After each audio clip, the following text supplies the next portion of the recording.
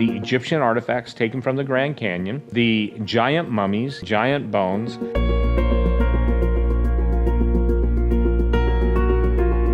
All of the Egyptian, if you will, antiquities that were present and excavated.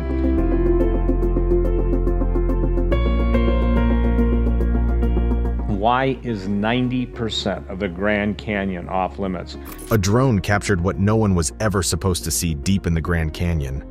What if we told the US doesn't want you to know what lies deep within the caves of this wonder? Back in the early 1900s, explorers set out on a journey to explore the mysteries within this gigantic wonder in Arizona. But the moment they came across the biggest discovery of their lives, they were shut down by everyone around them. Join us as we lift the veil and reveal the evidence that'll make you question everything you thought you knew about history. Grand Canyon's mystical underground land. On April 5th, 1909, the Arizona Gazette grabbed everyone's attention with a front-page story. It was about some strange caves and artifacts found in the Marble Canyon area of the Grand Canyon. According to the report, 2 archaeologists funded by the Smithsonian, Professor S.A. Jordan and G.E. Kincaid, were the ones who made the discovery. The Grand Canyon is perhaps a big storybook of our planet's past. It is proof of what wonders like the Colorado River and Mother Nature can do over millions of years. Layer after layer of rock, all sculpted and shaped by the river's flow, has sculpted the canyon into what it is today. The views are just so spectacular that it has become a hotspot for tourists from around the world.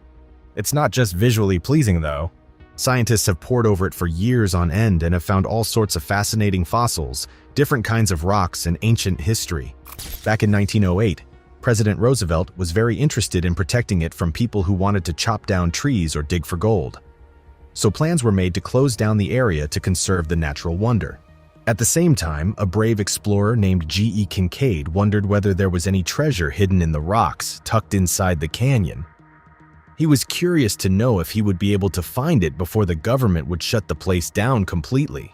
So he teamed up with a professor from the Smithsonian, S.A. Jordan, and they went on this epic adventure down the Colorado River, deep into the Grand Canyon. About 42 miles from a spot called Elover Crystal Canyon. Both of these men found themselves high, about 2,000 feet above the canyon floor. This is when they spotted something intriguing. A staircase leading up to a massive cave. It was like a mystery, just waiting to be solved. Kincaid and S.A. Jordan were excited like never before. Driven by the thrill of exploring the unknown cave, they went deep. Both of them were eager and hoping to find minerals and gold. But as they entered the tunnel-like passage, things got even more intriguing. Kincaid described the entrance as roomy enough for a group of people to stroll through side by side. As they went further down, about 60 feet, they stumbled upon something mind-blowing. Rooms off to the sides looked like cozy living spaces, and these were complete with oval entrances and fancy ventilation systems. Bit by bit, it hit Kincaid and S.A. Jordan that they might have stumbled upon something really special. Could this be an ancient underground city, just like the ones found in Turkey and other spots around the globe? Their excitement grew when they found a huge cross hall stretching for ages with a giant statue right in the middle. The gripping part about this is it was found about 30 meters from the entrance, in a room shaped like a cross, stretching out for many meters. They even stumbled upon an idol that might have been the main god in their religious system. The statue looked just like a Buddha figure, and it was holding lotus flowers in each hand. This parallel with spiritual figures in our own ancient world was something right out of a wild adventure story. An interesting thing to note here is that Kincaid and S.A. Jordan had not set off on this journey on their own. But some rumors surrounding the quest suggest that they were appointed. What prompted this exploration of the cave? One version suggests that after their exploration, Kincaid and S.A. Jordan went back to the Smithsonian to share their amazing discovery. Their plan was to get more people involved in exploring this massive underground city after realizing its huge size and potential for finding ancient artifacts. But here's where things get really interesting. In January 2014, some information popped up about S.A. Jordan's expedition to the Grand Canyon being set up by the Smithsonian. It turns out they were sent there to check out some findings that John Wesley Powell had talked about. This twist sheds light on why Kincaid and S.A. Jordan aren't in the official Smithsonian records. Now, the more fascinating part about this story is also the man, John Wesley Powell. He was the first director of the Bureau of American Ethnology at the Smithsonian. Powell wasn't just any other man, though. He was a military figure in the U.S. Army and had been in charge of the United States Geological Survey. He even led the first American expedition down the Grand Canyon in 1870 to study the Colorado River scientifically. Not only that, but the man himself had talked about finding many caves there as he floated down the river. He and his crew stumbled upon signs of old civilizations, like a beaten path, some ruins, hieroglyphs, and bits of pottery. Since Powell's time, folks have been digging into the Grand Canyon's history. They've found over 400 Native American sites in Grand Canyon National Park, and some date back to an incredible 12,000 years. Perhaps Kincaid was also set on finding a cave of his own filled with novel, ancient artifacts and cultures. Things get even more fascinating when you realize that Powell's explorations might have stumbled upon something really fascinating. Whether it was gold, minerals, or some mysterious discovery, one thing is for sure. It was important enough that it caught the attention of Kincaid and S.A. Jordan. What Kincaid ended up finding, though, may not be something completely new to us. After all, there have been many tribes and natives surrounding the Grand Canyon who have been narrating mystical stories around it for decades. Tribal stories hint at an underground civilization. Adding to the mystery of the story is that, according to our history, the Hopi tribe has hinted at the possibility of their ancestors living in an underground city within the Grand Canyon. According to Hopi stories passed down through generations, this cave was home to a people who would capture anyone who entered. This means the place has essentially become a subterranean prison. An elder named Anip shared a tale of two young women who went into the cave and disappeared. Years later, they returned, describing a mesmerizing and beautiful underground world they had encountered. When you combine the official historical records of the place with what native legends add to the bigger picture, there's no doubt it adds another layer of intrigue to the Grand Canyon. Once Kincaid and S.A. Jordan set foot inside the cave, though, they realized all those tribal stories might have actually been true. Discovering an intricate system in a new world, G.E. Kincaid and S.A. Jordan, backed by a Smithsonian-sponsored expedition, set out on a return journey to the mysterious cave in the Grand Canyon. What they discovered in the depths of this cavern had the potential to reshape our understanding of human history. As the explorers made their way deeper into the cave, they stumbled upon a treasure trove of copper tools, including knives, spears, and other curious objects. But what really caught their attention were the carvings on the cave walls that looked just like Egyptian hieroglyphs. That too, right in the middle of the United States. They couldn't resist following an incredibly smooth granite stairway further into the caverns, and they didn't know the shock that was awaiting them. In one of the big chambers, they found odd holes in the walls, slanted at about 35 degrees. Inside them were what looked like giant human mummies. None of these mummies were shorter than 2.74 meters, and they were all wrapped up in dark linen. Kincaid mentioned he took some photos with a flashlight, but none of those snaps were ever found. Now this is where some controversy comes in. After Kincaid and S.A. Jordan had taken in the wonders of the cave they had found, their aim was to tell the local Smithsonian authorities as soon as possible. But what they were faced with in the end left them speechless. Further discoveries. You see, Kincaid was particularly excited about the artifacts and the mummies he had found. So much so that he took notes, took pictures, and even grabbed a few things before heading back.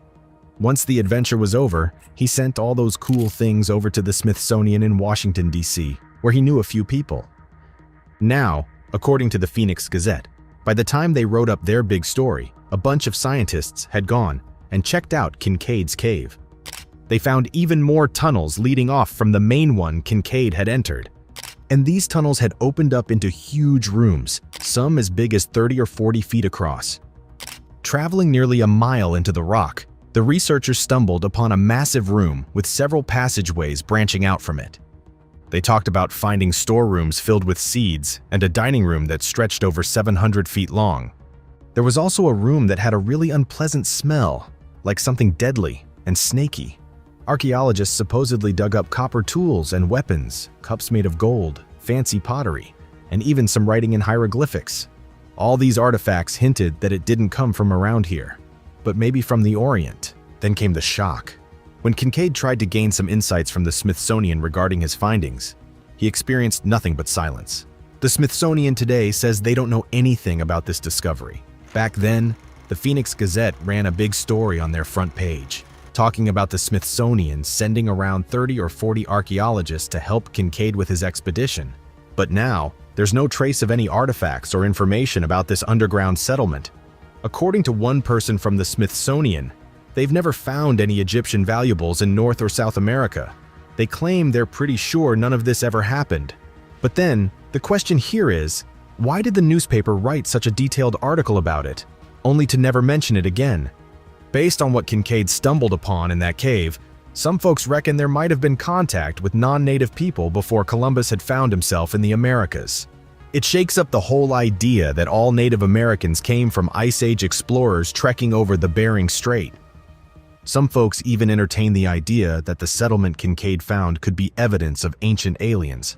So if this area holds so many opportunities for answers into our Earth's history, why are the authorities holding people like Kincaid back? It is said that the place where Kincaid's cave is supposed to be is off-limits to everyone, even park staff, supposedly for safety reasons. Many people debate over whether Kincaid really did find pieces of an ancient civilization, or perhaps it was all a lie. None of these claims have been proved, but what is true is that this wouldn't be the first time ancient Egyptian hieroglyphs have been found in the most unexpected places. Other places, Egyptian hieroglyphs have emerged. Take Australian Egyptian hieroglyphs, for instance. Explorers like Brian Forrester stumbled upon them. Then there are stories from places like Morin County, Utah, where people claim to have seen Egyptian writings in the most unlikely places. One particularly intriguing story involves a deer hunting trip that took a strange turn. Explorers found rock formations that looked like gravestones, with a big heart-shaped rock covered in Egyptian writing.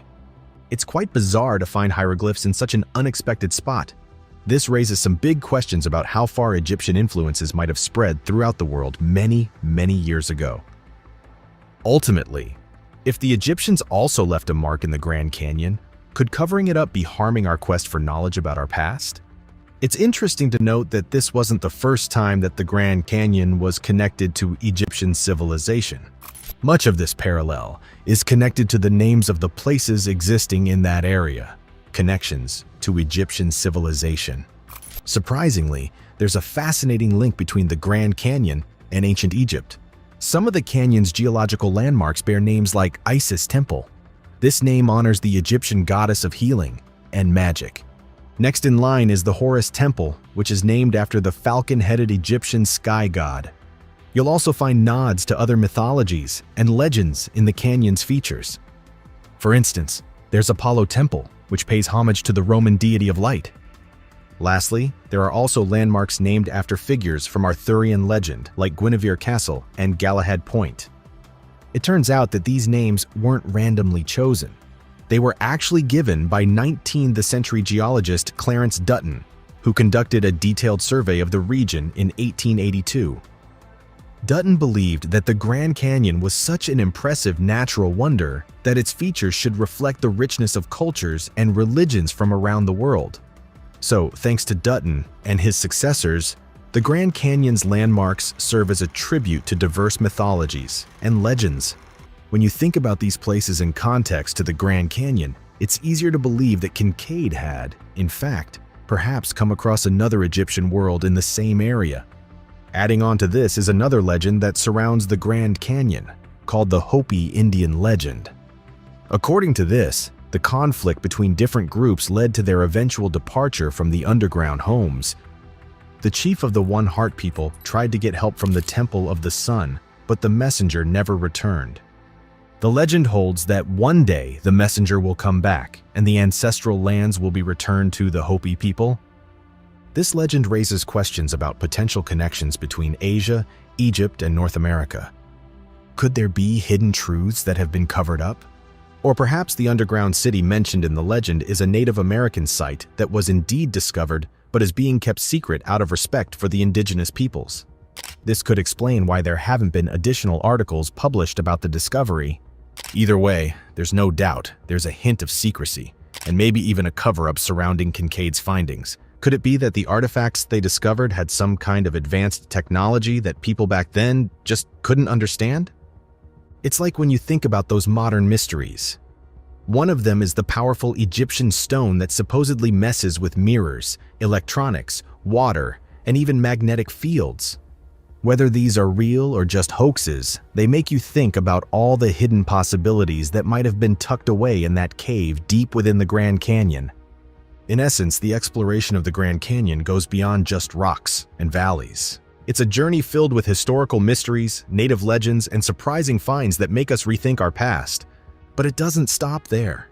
The secrecy and suppression of information might not only involve old artifacts, but also advanced technologies that challenge what we think we know about ancient civilizations. Could these discoveries help us understand ancient wonders like the pyramids and huge stone structures? What's for sure is that Kincaid and S.A. Jordan's mysterious cave isn't the only unexplained entity surrounding the Grand Canyon. There have been other anomalies and instances that many explorers have spent years explaining, one of these being the giant humanoids. Other signs of lost or ancient cultures. Are there any signs of lost or ancient cultures near the forbidden zone of the Grand Canyon? One group that pops up is the Anasazi, which means the ancient ones, or the ancient enemies.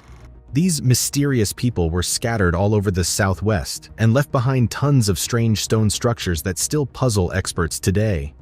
Places like Mesa Verde, Four Corners, Mummy Cave, Chaco Canyon, Stanton's Cave, and the canyons of the Ancients National Monument were all deserted by the time Europeans showed up. All that's left are these ruins with expertly crafted stonework often lined up with the movements of the sun and moon. Plus, you'll also find strange towers and secret underground spaces called kivas. Now, most scholars think the Anasazi just blended in with the so-called modern Puebloans, which is why they disappeared. But according to Navajo, Paiute, and Hopi stories, the area used to be home to a different and brutal group of people before they arrived. These ancient enemies were either chased off or wiped out, but there might have been some mixing between them and the newcomers. Other than these areas, the land also engulfs the Stanton's Cave. It's near the South Canyon camping beach, not too far from the Forbidden Zone.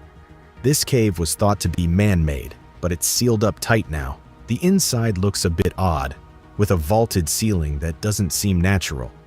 Plus, there's evidence that people lived here way back in the day, and they dug up some interesting things during an official excavation in the late 1960s. The evidence collected by the Smithsonian has also been highly questioned over the years, especially after the Kincaid Cave debacle. The suspicious Smithsonian. There's a curious lack of records regarding Kincaid and Professor Jordan within the Smithsonian's Department of Anthropology.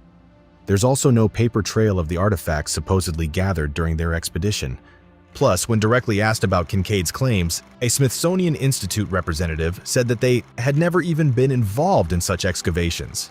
With this piece of information in mind, it's easy to believe that Kincaid and Jordan had made everything up about their journey into the cave. But conspiracy theorists have a different take on the matter. They suggest that the Smithsonian Institute deliberately destroyed artifacts to maintain a particular historical viewpoint. Some point to man-made mounds with plaster walls scattered across the American Midwest, and a collection of fire-hewn coffins discovered in Alabama in 1892. These coffins were supposedly handed over to the Smithsonian Institute, but mysteriously disappeared in the years that followed. This incident further fueled suspicions about the Institute's involvement in suppressing certain archaeological findings. Apart from this, many people agreed that there was something suspicious about the whole Kincaid and Jordan tale too. Now, there's no solid proof that Professor Jordan was even a real person. Kincaid is also seen as an enigma. The only other time we hear about him is in this article from the Arizona Gazette, where they just mention he's a photographer who went to Yuma, Arizona as a tourist. Not just that. There's also no mention of all the wild artifacts he supposedly found in the Grand Canyon. The article also talks about Kincaid's hunt for the mineral, a fancy way of saying he was after gold. But gold mining in the Grand Canyon was allowed at the time thanks to Theodore Roosevelt making it illegal back in 1908 when he declared it a national forest. So, if Kincaid was really after gold, he might have been using a fake name to keep under the radar. All this mystery begs one very big question. What's the real truth about Kincaid's expedition? Of course, you'll find all kinds of conspiracy theorists out there trying to make sense of the whole story. Some of them say these caves were perhaps a gateway to the fourth dimension where reptilian beings came into our world. These beings apparently have been pulling the strings behind the scenes for ages. Others think the local authorities are keeping the area under wraps just so that news about a potential alien takeover doesn't get out in the public. In the end, could these caverns be evidence of a forgotten Egyptian civilization hidden away by the Smithsonian? Or are they some kind of portal for reptilian rulers from another dimension? Or is there another layer to this story that none of us has been able to grasp since the very beginning? One thing is for certain, unless somebody goes back into the caves again to find out more about what is hidden within them, we might actually never get to know. Thanks for watching, and we'll see you in the next one.